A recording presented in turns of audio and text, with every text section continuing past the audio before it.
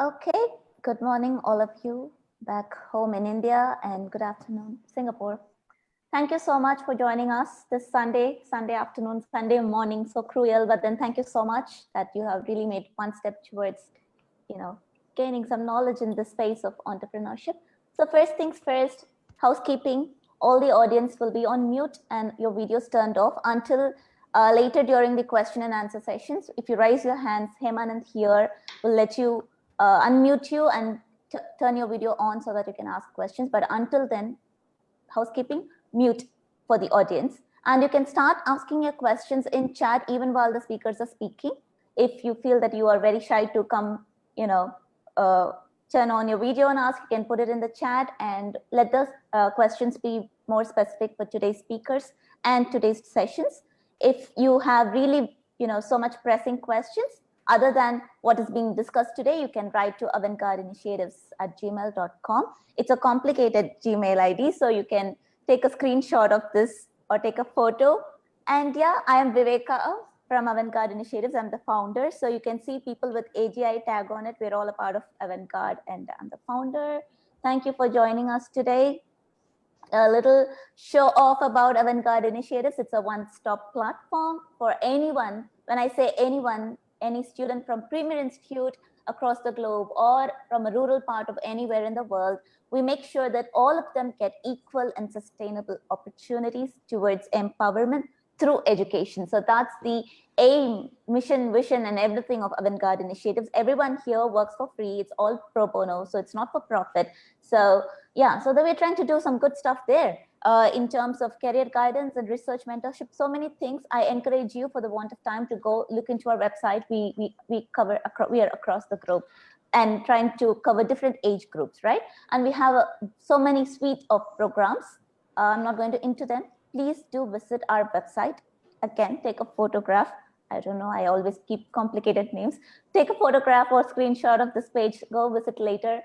And we have a very interesting and prestigious mentor-mentee program coming up. We've partnered with the NUS MBA Diversity and Inclusion Club. To know more about this itself, please stay tuned till the end, and it's going to be an exciting program, and I'm sure people in the audience today should be definitely interested to be a part of this program. Okay, having said that, let me pass it on to Professor Sai Baba, who's going to be the moderator today. So over to you, Prof. Yeah, thank you, Viveka. Good afternoon to all the participants from Singapore and that region, and good morning to people from India. As Viveka mentioned, a 4-part series has been started on innovation in the times of crisis. Stepping into the new normal world is the theme. And the first session was held on 14th, that is the last Sunday. And it had a theme of, implementing and communicating innovations with me and Dr. Agatha as the panelist, with Viveka hosting and moderating the session. I hope those who participated enjoyed. This is available on the website. So those who missed out and want to catch up, please visit the website. And today it's my turn to host and moderate the session, and I'm very glad and happy to do so. I think when we are in research and development, we need to invent, and that's one of the purpose of is to do research, is to get something new out of your work. And then while doing it, and you need to innovate. And then more importantly, the journey should not stop there, but it has to go to the level of commercializing these outcomes. So the theme of today's discussion is innovating and commercializing inventions. And we have 2 wonderful young panelists. One is Dr. Marlena and Dr. Viveka. And I would briefly introduce these speakers before starting the discussions. Dr. Marlena is an entrepreneur. She's with Entrepreneur First at Singapore. She's a bio and a neurotechnologist. She's a venture fellow at ESCO Ventures Singapore. And she's passionate about bio and neurotechnologies and their real life applications. And she's focusing on transforming innovations into medicines.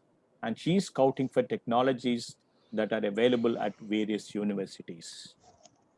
She did a PhD at NUS, and the team has been on neurotechnology and bioelectronic innovations, master's in biomedical research at University of Pompeu Fabra at Spain, bachelor's in molecular biotechnology at University Dance at Poland, and she wants to add a tag to be a motorbikist. It's interesting to see her doing the motorbiking and zooming, and she's also a traveler. And not surprising that these two are linked.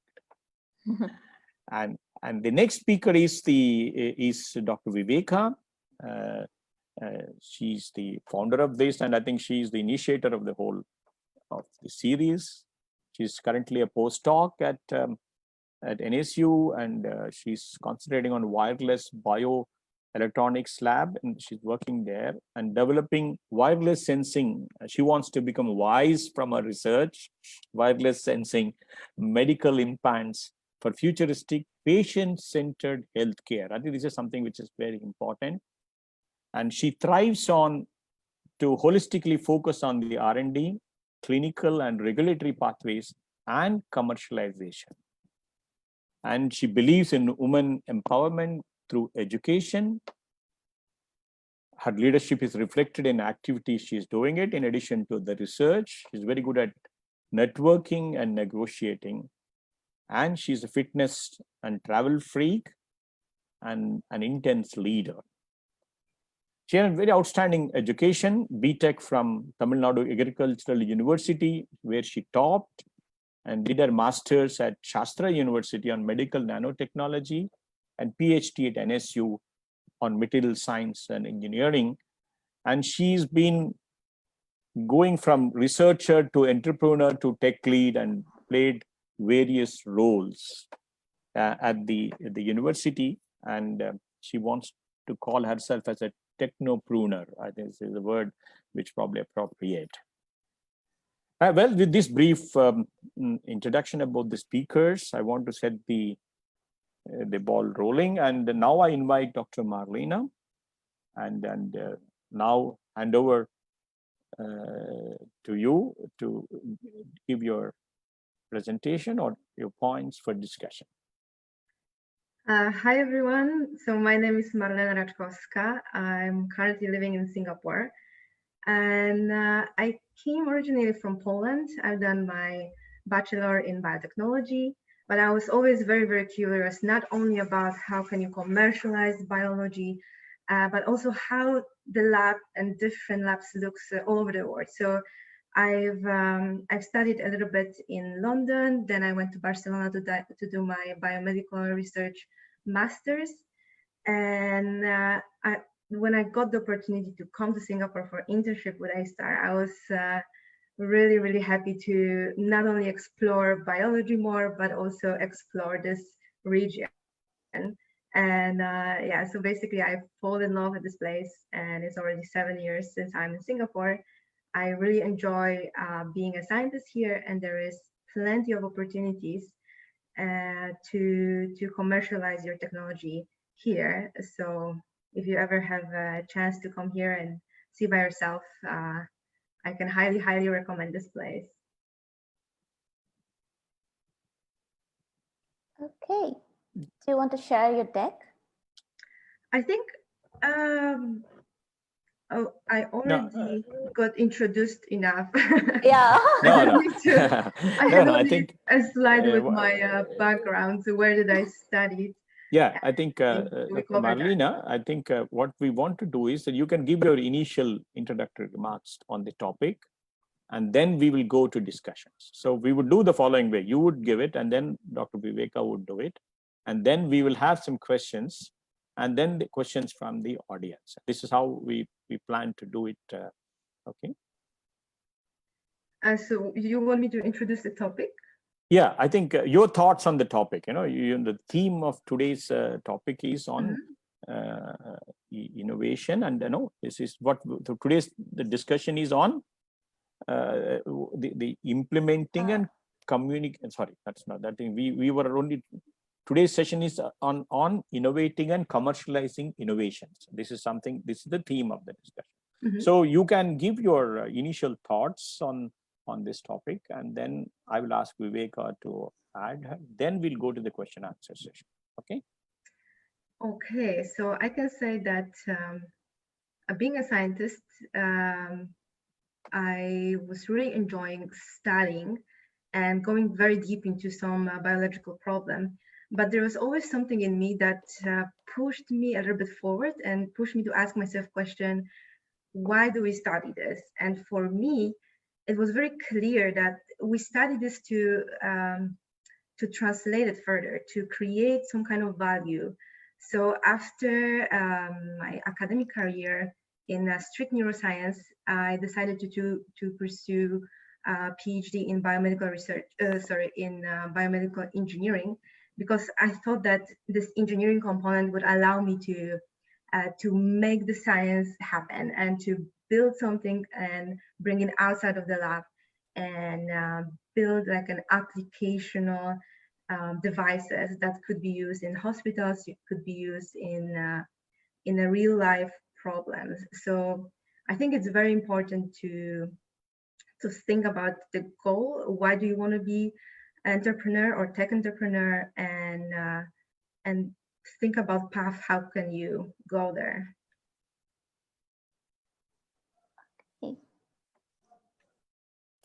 Okay. Yeah. Okay. Then I think we would thank you. I think it's important question you raised, which we mentioned in the beginning, is that when you're doing research, the purpose of the research, why do we do this research, and how do I take it to the people, is should be the in the background for all the researchers, and that's what you said that motivated you to go into whatever you're pursuing. Well, thank you. We'll probably come back again. I think now I will request Viveka to share your thoughts. Yeah. Thank you, Prof. Thank you so much. I made a little deck, so I'll just probably use it so that I have something to hang on, not so fluent like Marlena. Okay, so I think I'm just really going to skip this slide because Prof was so detailed in introducing us. So today, let me talk about how to spin off your own technology, because out there are so many innovators. We all work in lab, but people like Marlena and I are committed towards taking any technology that we develop in the lab into the market. So this is my technology, WISE, as if some of you have been joining us later. If you missed Prof's introduction, then I'm working on developing a wireless sensing. So that's the short form is WISE, which is also a synonym to smart, right? So a wireless sensing system, which is able to detect complications that happen inside the body. So the vision is to, have your smartphone one day and then just use it to scan your body to see if there's some complication that not you per se, patients who are already more prone to complication, they can just use their smartphone to monitor what's happening inside their body. So that's what my technology is all about, and that is what I'm trying to commercialize into a startup, right?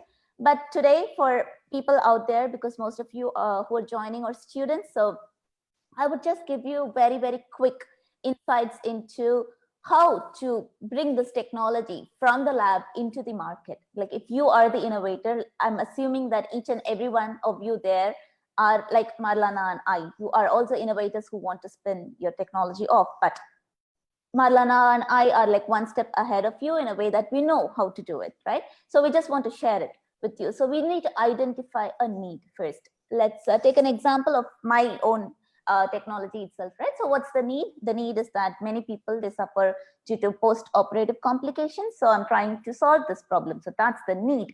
And then I provide my solution. It's not the other way around, right? So it's the need. And then, yeah, I have this technology called WISE, which is kind of trying to solve that problem.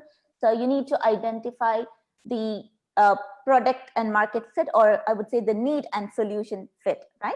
After you do that, you need to do the competitor landscaping, which means that are you the only person who's trying to solve this problem, or are there people out there who are also trying to do the same?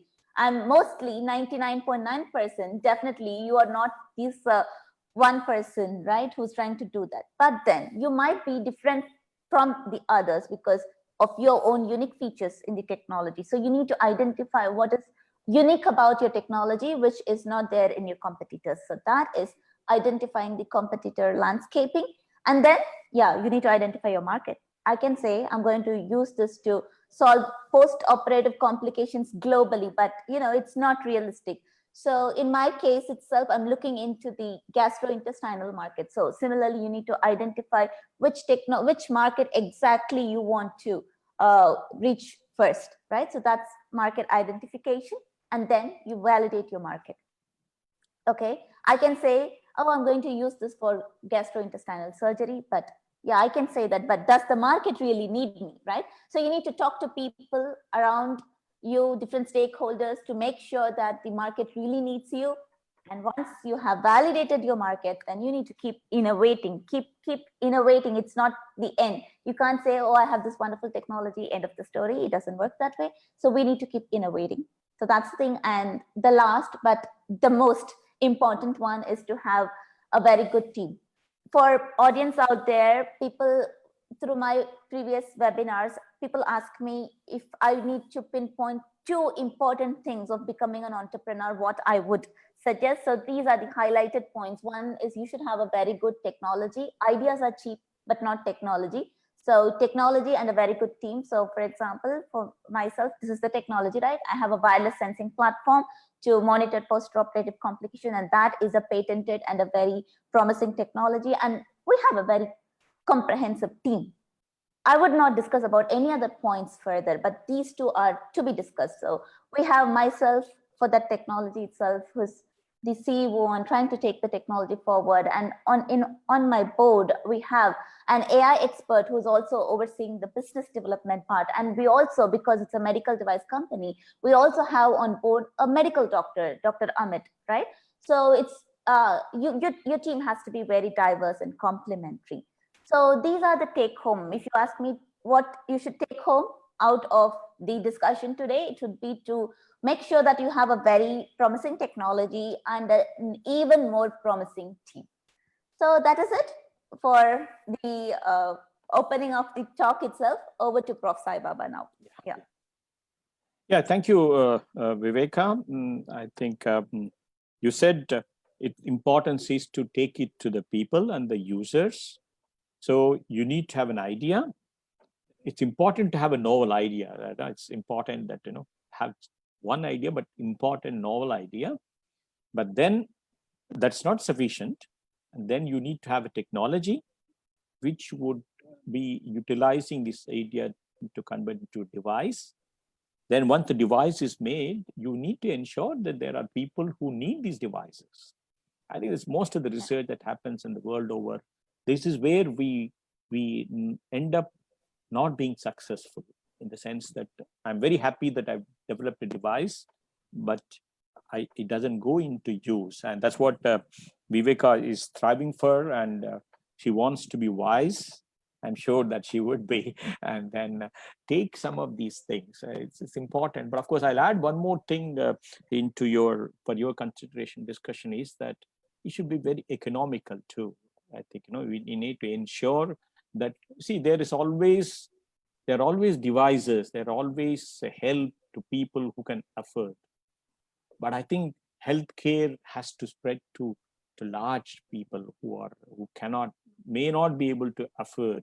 I think so. One of the component you can make would be that, one, you make it for a niche market who can afford, and there is some which would be useful or required for people who can't afford. I think this is another component I would like you to add on when you're exploring the market and then commercializing. Well, I think now the platform is set, and let me. I just thought about a few questions, taking into consideration the topic and also the background of both of you. Let me start with Dr. Marlena.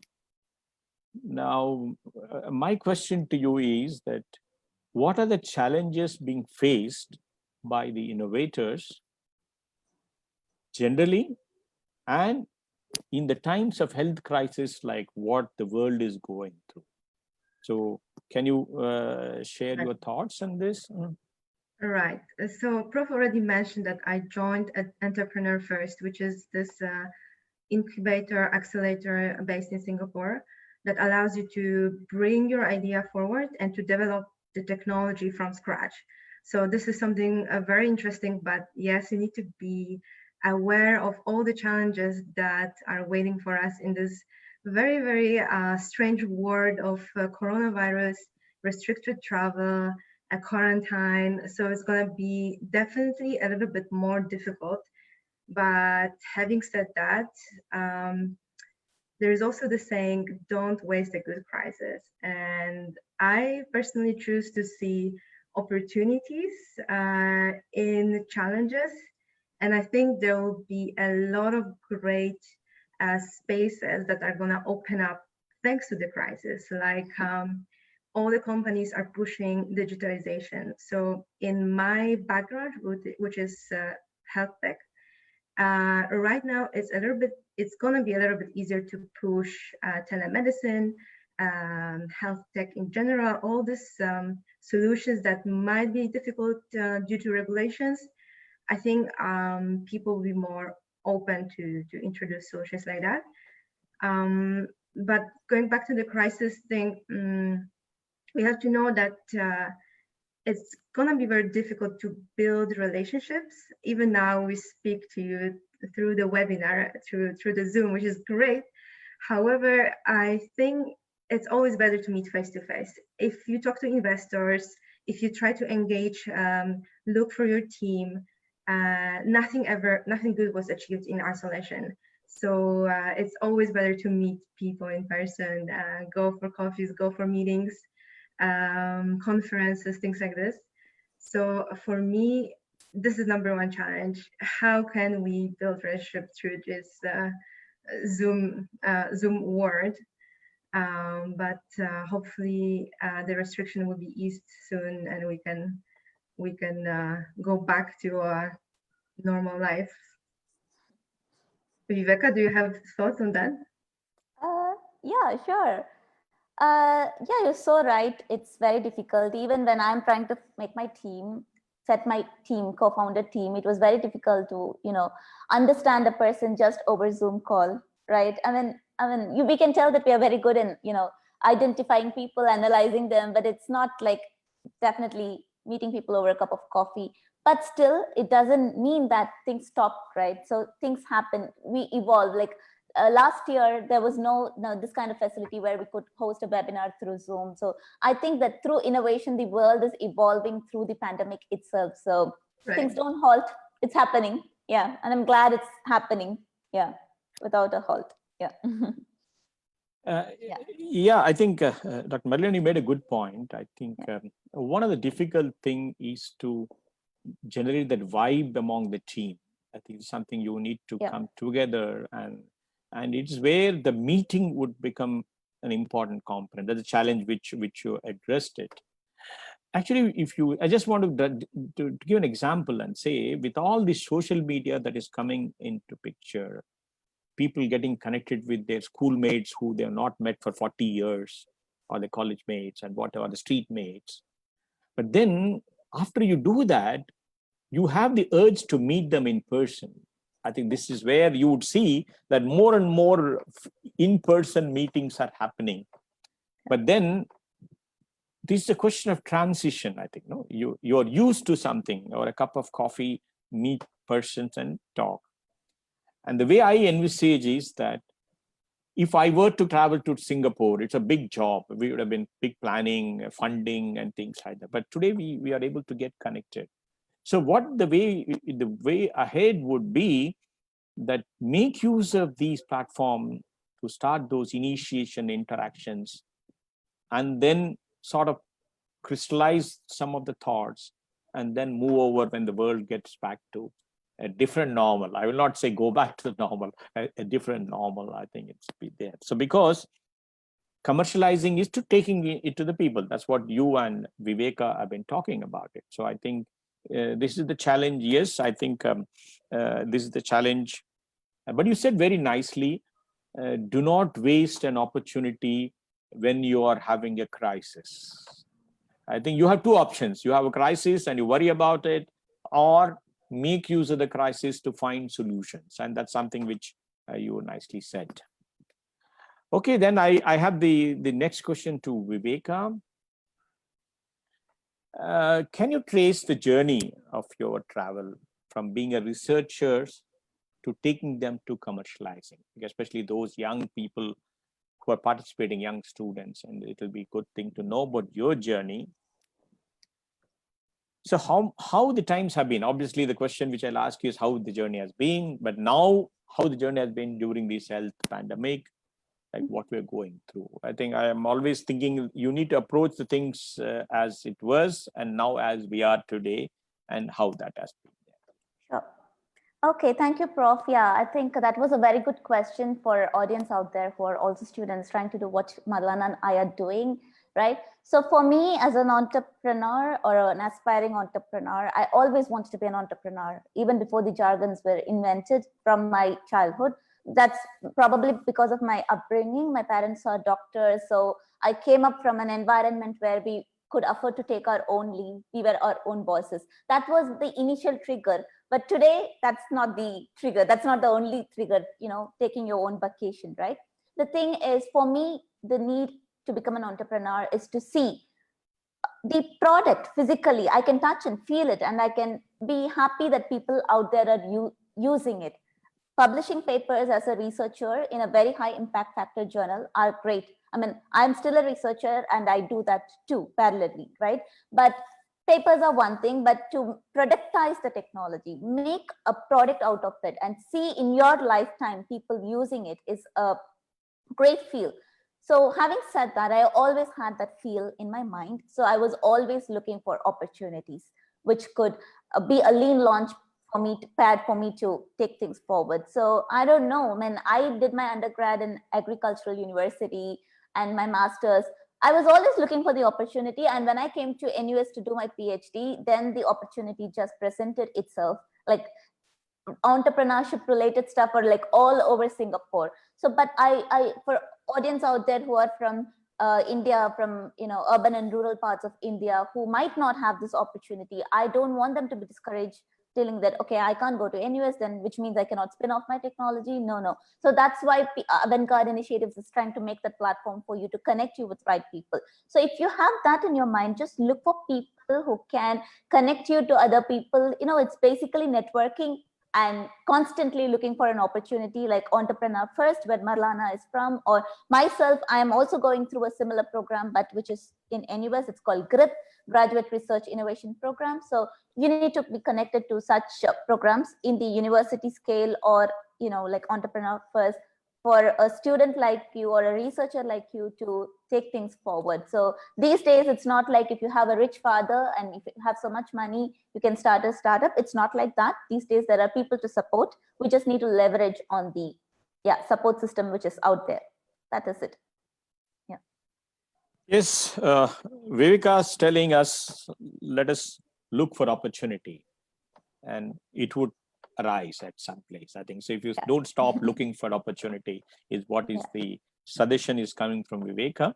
Yes, keep looking and keep looking, and it'll appear. If you don't look for it, it'll never appear. I think that's the message from Viveka.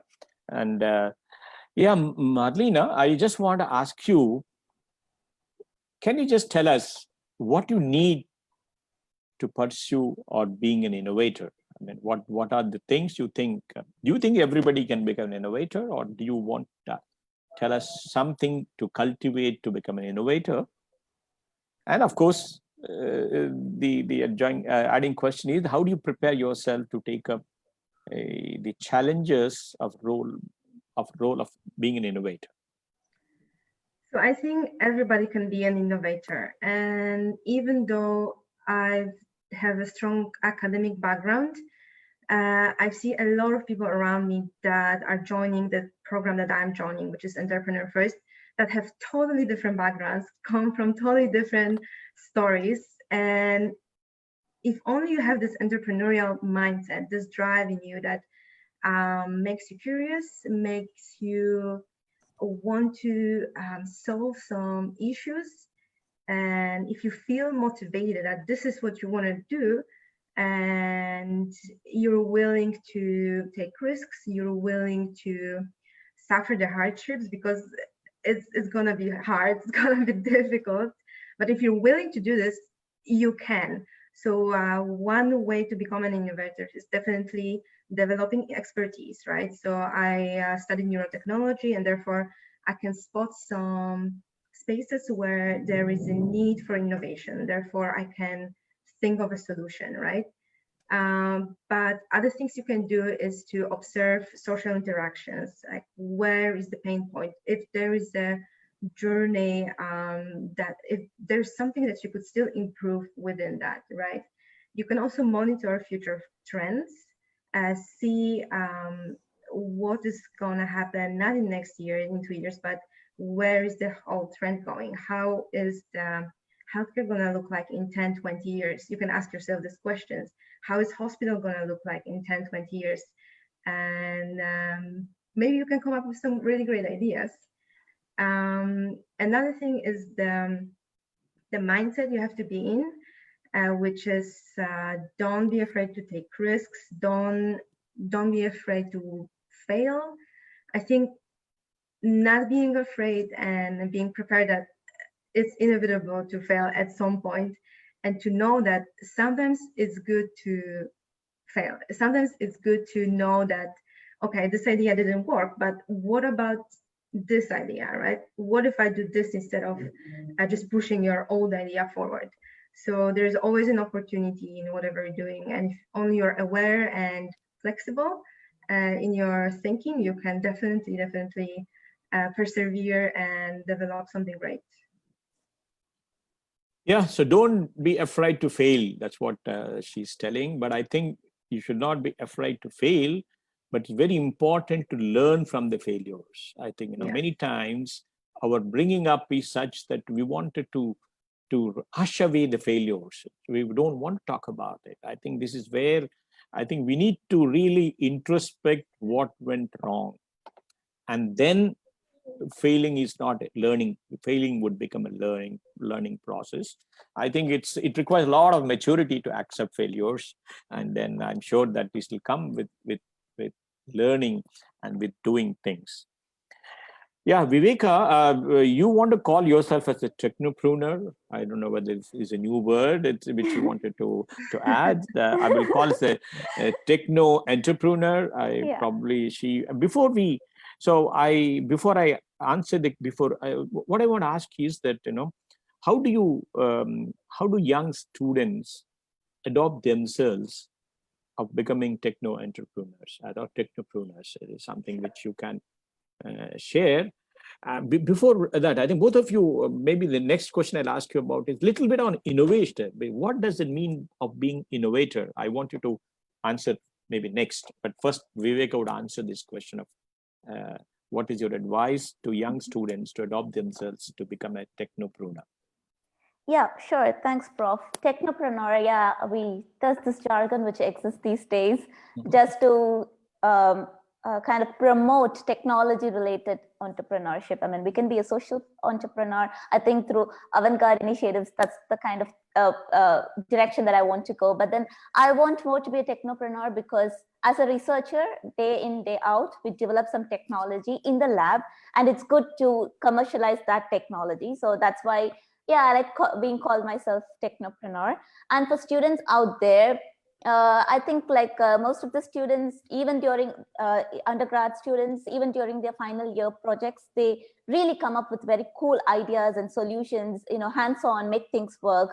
And it would be nice to commercialize them, right? So I think even while you do your undergrad project or your research project, if you really want to just like me, if you want to see this product being used by people in your own lifetime, so that's the kind of mentality that you need to adopt for your own self, right? To see how good it will be for you to see the product on rather than just being published in some mundane paper. I mean, publication is great. Marlena and I are struggling hard to get ourselves published. So publication is great, but then we feel that as technopreneurs, it's so mundane. It would be nice if we can really productize our technology. That's all about being technopreneur. Yeah, that is it, Prof. Yeah, so that means what you're trying to tell is that one is to do research, but also always look for finding applications and converting them into devices or something can be done. Is that what you are telling? Yeah. So how are we doing in time? I guess that it's reasonably okay. I think, I just want, just because a lot of young people are watching this, I think let's spend a few minutes on what do we refer to as being innovator. Sure. I think we need to I think each of you would like to a little bit tell about, I'm a researcher and I'm an innovator. Where does this transition come from, and what is that additional thing which we are calling when will we tell them he's an innovator in addition to being a researcher? So is it Marlena or Viveka? Who can start? Both of you can answer this. So I can say, for me, being an innovator means to create value. So to create value, but also bring it to market, which is also very important. And just when I was finishing my PhD, I had an amazing opportunity to join venture capital company in Singapore that was trying to start different biotech startups. And what we did was to analyze the technology and listen to the pitches coming from labs from all over the world, actually. And what I found very surprising that I didn't know as a scientist is that even if you have the greatest idea, even if you have the greatest research, the greatest team of scientists, and if in the end you cannot commercialize it, meaning there is no market for it, there is no customer for it, or this is simply too expensive, it's not gonna get to market and it's not gonna go anywhere besides the lab and the publication. So this was very heartbreaking for me, but it was also a very good lesson. So whatever you do from the start, you have to think about what's your market and if you can commercialize it, if you can sell it. So that's my answer. Okay, Viveka. Okay, yeah, Prof. I think that's a very interesting question because day one, I was asked this question from one of my mentors. Who are you, an inventor or an innovator? And at that time, I really did not know the meaning. What was the difference between an inventor and an innovator, right? So an inventor is like all of us here. We all do research, and if we file a patent, then a unique patent, then we become inventors. But you become an innovator when, as Marlena rightly said, see a value and productize it. For example, how do I say? You can't use the technology as such into the market, right? You need to do some tweaking to the technology so that it will fit for the market needs. So while you do the tweaking in order to create value, then that becomes an innovation. So I don't like myself being called just an innovator. If you think about computers those days, it's all so big, huge, right? Occupying so much space. So that is an invention. But when you make it look sleek, like an Apple laptop or, any laptop for matter, it does the same thing, but in a way the market needs. I can fit it on my lap. I can still do the same thing. So that is an innovation, right? And that creates value.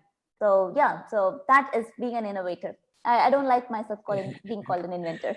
Yeah, but I think I would like to you to think in the following way. I think don't do this mistake of too much concentrating on the commercializing the product. That is one part of it. There's one part of it. This innovation is, in Indian word they call jugaad.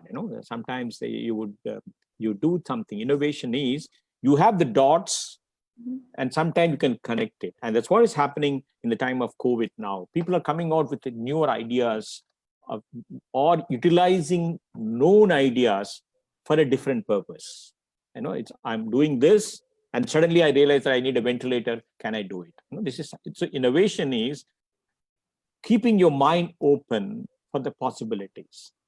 And then expertise is there with Viveka and expertise with Marlena, then I would say, oh, maybe this part of it I can combine and then make it happen. So it is like, it can be for a commercial application, or it can be for use. I think, life is a mixture of many things. You need to know. Yeah. So I think that being an innovator means looking to do things in an easier way, and more economical way, and more comfortable way, depending on which field you are. And if you are developing medical devices, yes, I think it has to be to the commercialization. Yeah, this is where I think you can do that part of it. Yeah, let me ask one question which I want you to really give your thoughts. I think, I remember Dr. Viveka mentioning about the importance of role of women in the world, and then women in administration, women in entrepreneurship, or women in high positions. I think this is something which we have been discussing. World has been discussing for long. I think that itself shows there's something wrong with the way we are looking at things. I want to ask both of you. You can answer in any sequence you like to. I think, anybody can charge. I just want to ask you, what has been your challenge of being women while growing and achieving what you are today? What has been the challenge of being a woman? So who'd started? Viveka, go first. Okay. Thank you. I really appreciate that question, and I love being asked that question. Okay. Firstly, growing up, there wasn't much challenge, honestly, because I come from an environment which was so gender neutral, anything neutral. My parents gave my sister and I the opportunities that they would give they looked at us like their children and not their daughter. It makes a big difference. We were given equal opportunities in everything. So growing up wasn't difficult at all. But moving forward, when they gave us the wings to fly and threw us into this world environment, that's when we realized that we were given all the independence, but now we are actually into this world, and it's really very so much challenges to meet with, but we were equipped to face that challenge anyways. I should mention, being a brown woman does pose a lot of challenge, and here I really want to make a note that Marlena is my confidant. I go to her, like, we both are women in the same space being entrepreneurs. So I call her anytime. And it's not, being a brown woman or a woman doesn't matter, but I think the challenges are the same. And you really need to be so much ahead of your peers in order to be even acknowledged in the same way that your peers are being acknowledged. You know what I mean? But at the same time, when you put so much of effort to be a niche ahead, it also invariably adds to building your own profile. So I think I look at it in a very positive way. But whenever I'm down, I call people like Hemanand is my husband. I go to him. I call people like Marlena who can really understand my problem, right? So in that way, I think this is a question where Marlena and I have so many things in common. In a nutshell, you really need to put so much of effort. Your talent and your passion has to be emphasized so much, and you should be 10 steps ahead of your peers so that you will be acknowledged the way your peers be acknowledged. But in that due course, you're building your profile. So I think it's a very interesting and challenging journey, and I love this journey. Yeah. Yeah, I feel very, very similar, and there are definitely some challenges and some issues connected to it.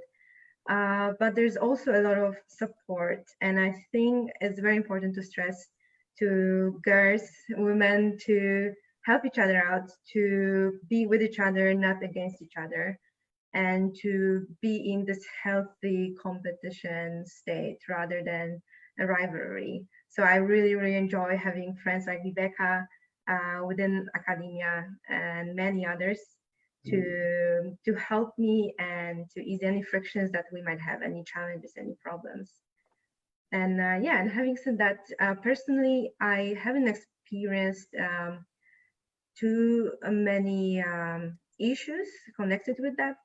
Funny enough, in Poland, most of the students that go to biotechnology are women. Yeah, I'm not sure if it's still true, but somehow all the girls, it's very tempting to girls to go to as biology, and most of my friends in Poland were women. And I also joined a lab where I had a women PI in my master's. So there's definitely challenges, but I believe we can overcome them. And yeah. Yeah, I think I should add to that. Marlena made a very good point where in between she told that women shouldn't look at each other as rivals, but should help them uplift each other. That's a wonderful point. I really would like to emphasize that in my life, all the women, there's a saying in India where women are the enemies for women, right? I think that's a part of the patriarchal society. So actually women are not enemies to women. In my lifetime, all the women that I've met, including Marlena, are so wonderful, so willing to help, so sharing their experiences so that the same wouldn't happen, the same wrong wouldn't happen to me or anyone else. So I think it is a very helpful ecosystem, or we have made our ecosystem that way, that everyone around us is so supportive. Yeah. Yeah, good. So you well said, Viveka. Your parents treated you as children and not as daughters. I think that's where the beginning. It's a very, very, very important of your upbringing, which would set your thinking. And I think you need to be ahead of others. I think what you say is applicable to everyone, not necessarily to be women. But of course, you raised a very, very thought-provoking point: is that one is being woman and being brown. I think probably you have adding an additional component to it. Yeah. Well, I think Marlena was smart, and she's chosen to be with the women, and it has helped her. I think she said, I think it is, we need to cultivate the habit of helping each other. This is something. Actually, the pandemics like this COVID, which the world is going through, would inculcate this habit of helping each other. Earlier, you were thinking, I'm rich, I'm affluent, but you can see what's happening to the world. I think helping each other is an important message to all of us. But then I think it's something which the journey has to be challenging. I think the best would come out of to all of us. I think so.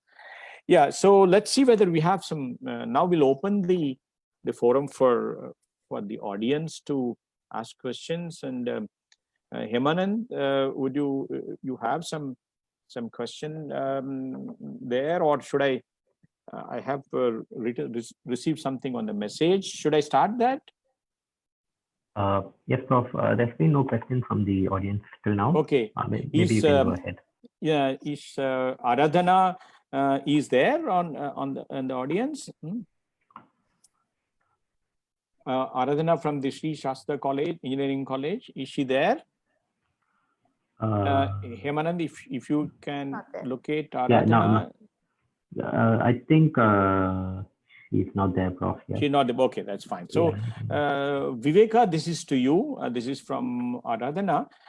She's just asking, generally the idea of freshers is not accepted. I think this is something which worries a lot of people.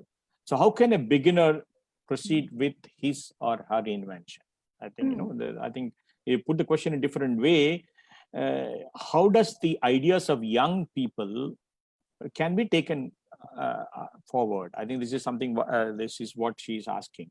So can you address this? Yeah. Yeah, sure. So I think that's a good question, Aradhana, but it is not just for entrepreneurship. I think it's pretty much everywhere. You need to have experience before you join. But the good part of being an entrepreneur is, even if you don't have an experience as a young student, if you have a very good technology idea and the drive to commercialize it, I think that is a good enough start. You just need to look for the right network of people who would guide you towards the next step. So there is definitely no much difficulty. But moving in this journey, you keep building your profile so that moving forward, you can really gain the experience. So that, like say, for example, now I'm trying to be the CEO of something. If that's an experience, after 5 years, I leave that, then I can directly become the CEO of some other well-established company. I don't have to build things ground up, right? So that's the kind of experience you should build. Otherwise, it's not a very tough journey for entrepreneurs. That's why, organizations like Entrepreneur First, Antler, for example, they exist. They do encourage fresh ideas. And one more thing, Prof, just trying to put my hat of the host here. Audience, any of you there, if you really have questions for us, please raise your hands and Hemanand would unmute you. And if you want to show your video, he will ask you to turn on your video too. Yeah. Yeah, I think Viveka. I think what Viveka is telling is that is upbringing, upbringing of the people. I think we are always afraid. We said in the discussions that don't be afraid of failure. That's what Marlena told.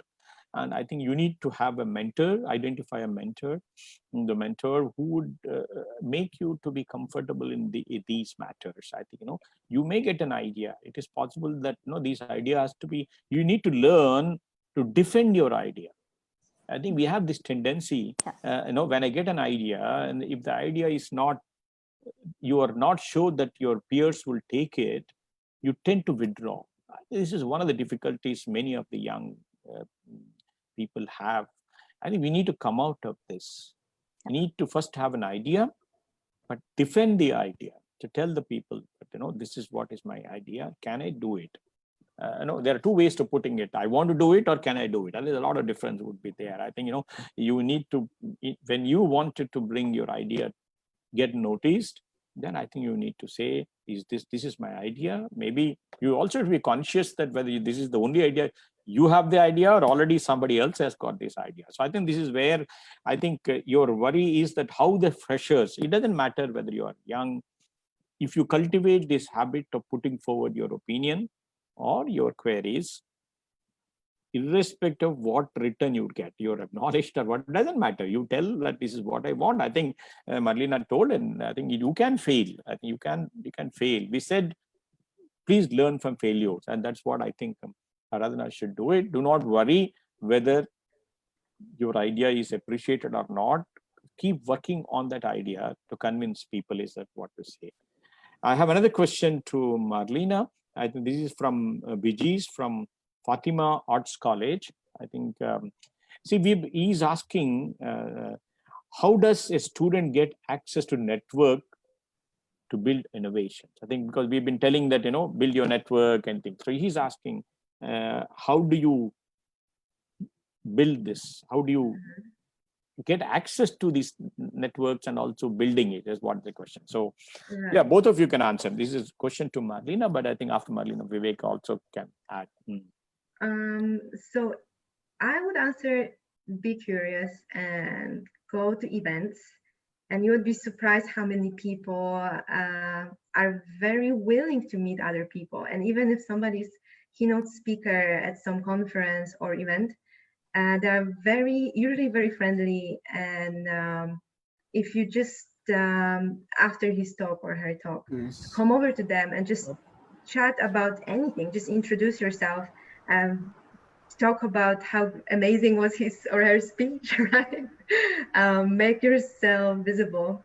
And again, don't be afraid to talk to people.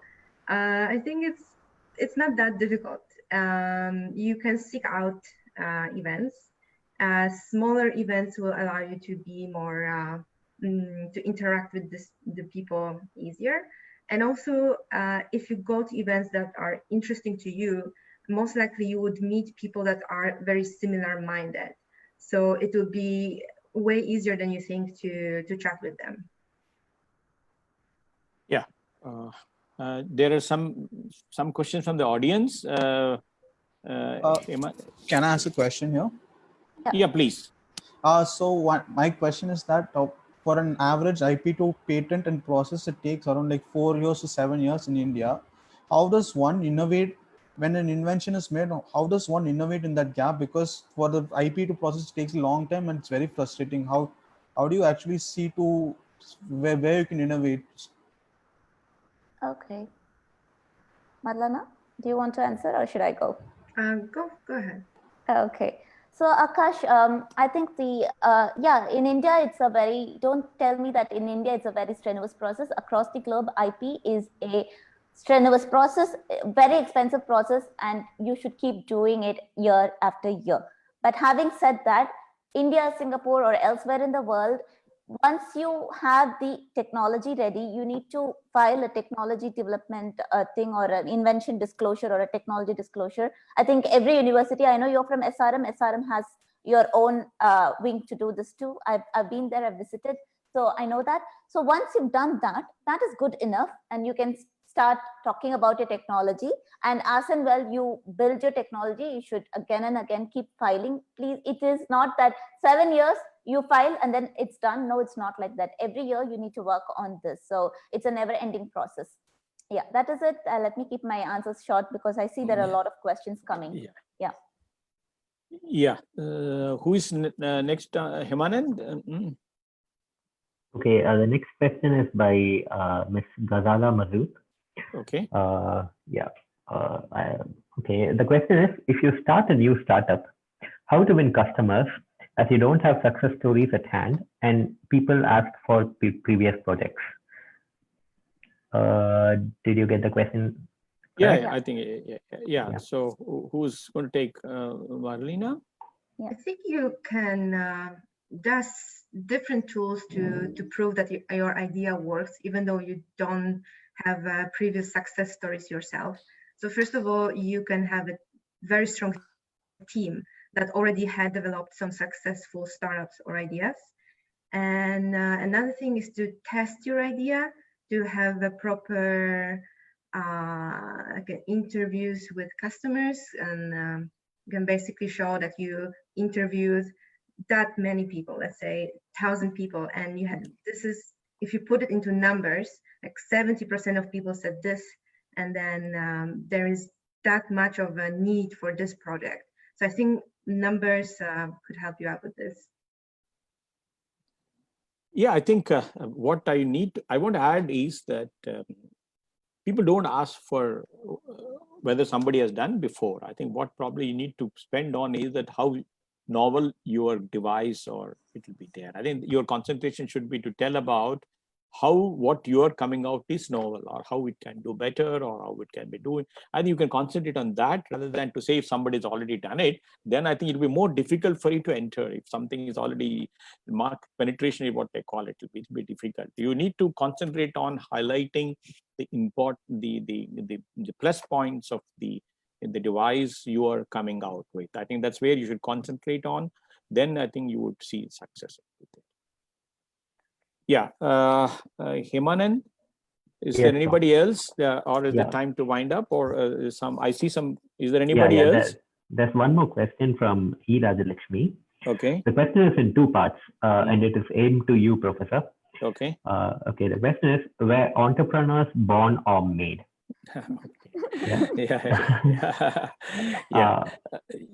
What, you'll ask the second question, or should I answer this one? The second part is, if a business is started by a giant entrepreneur, it succeeds when compared to startups a lot. Why is this happening? Yeah. I think the first question is, I don't think entrepreneurs are born. I think you cultivate, you grow, you become one of them. I think very nicely Viveka said, her parents told her that they have children and not daughters. I think you need to look for, you have to cultivate in the process of growing up to become entrepreneurship. I think, see, many times in India, when you, especially if you're growing up in India, doing business is something you think is beyond academics. I think this is one of the difficulties which many of us face, is that, studies is one stream, business is another stream. That's where the techno entrepreneurs have to come together, is what will be there. So I believe, this my belief is that you would cultivate to become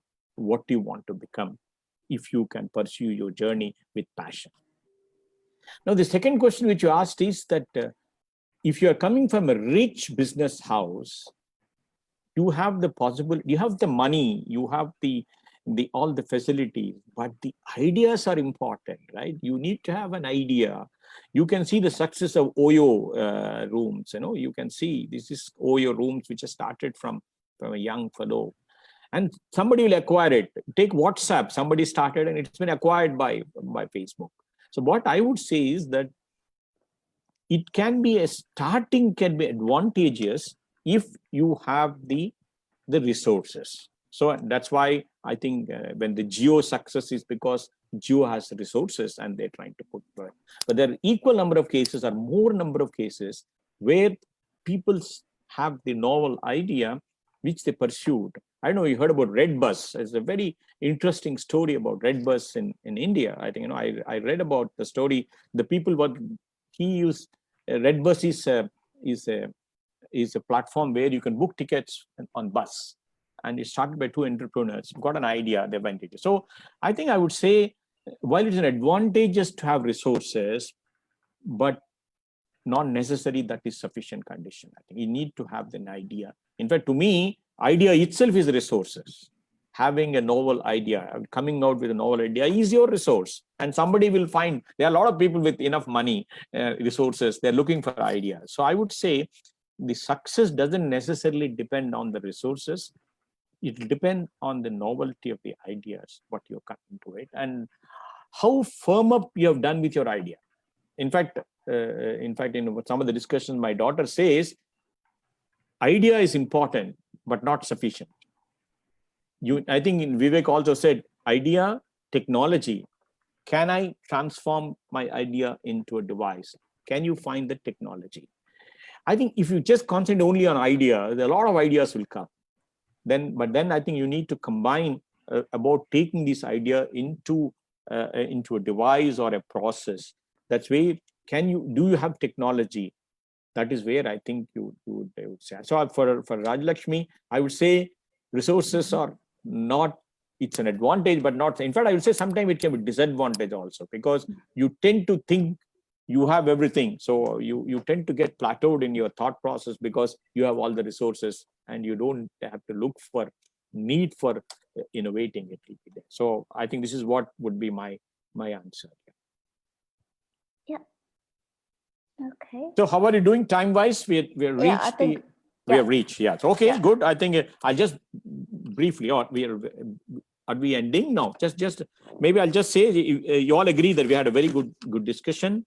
I think, well, Viveka says, be wise and then pursue, take it your devices to the people. I think ideas, technologies, and device. And I think Marlena also said more into applications. You need to find out applications. You think about applications. Don't be afraid to fail. Is that what she said? Have your ideas, collaborate, develop your network, and be helpful. I think this is something which we have told. If you want to be an innovator, it is. I would like to add by saying that innovation should be part of your thinking, and that's what I think would take you towards forward. I think you need. So the technopreneur is important. There was a time when business entrepreneur sees that you have resources and you have applications and you take it forward, but then you would see, to make it successful, technology has to intervene, and that's where the technopreneurs would come into the picture. I'm sure that you all agree that both Viveka and Marlena shared their ideas and their journey, and then I'm sure that we will learn from them.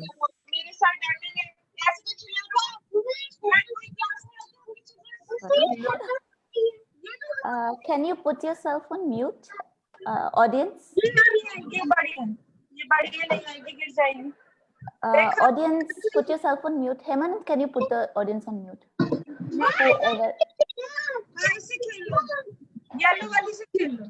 Okay.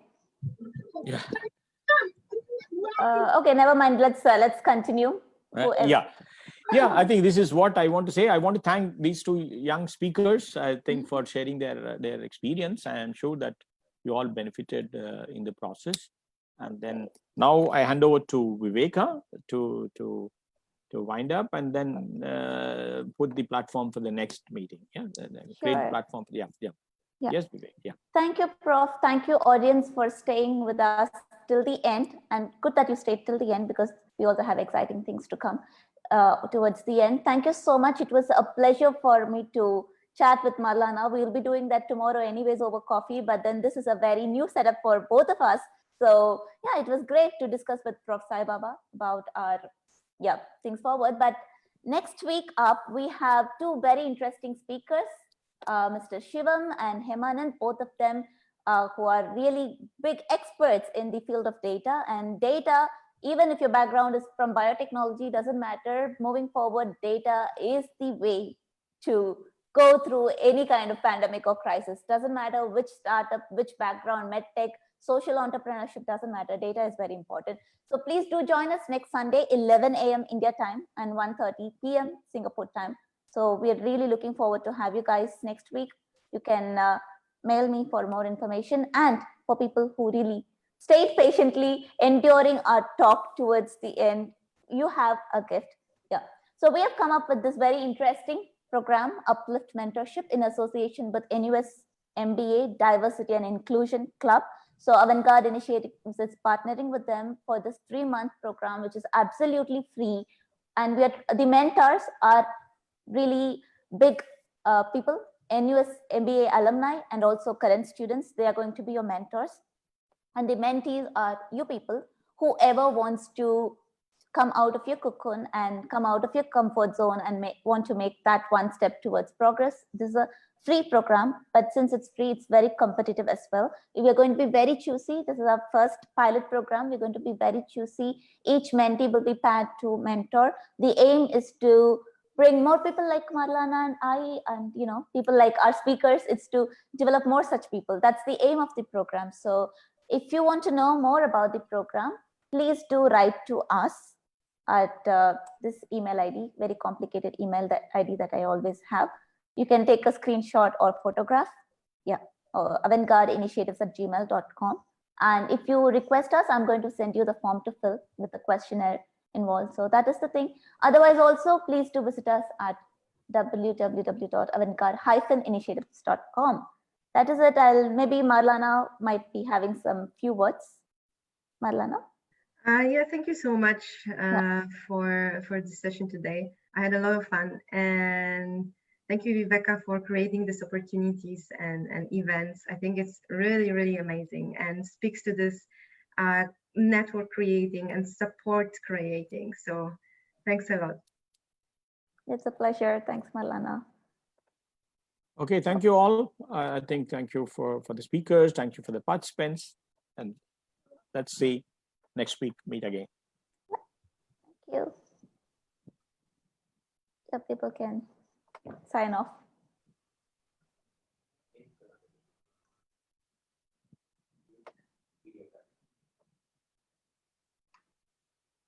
Hmm?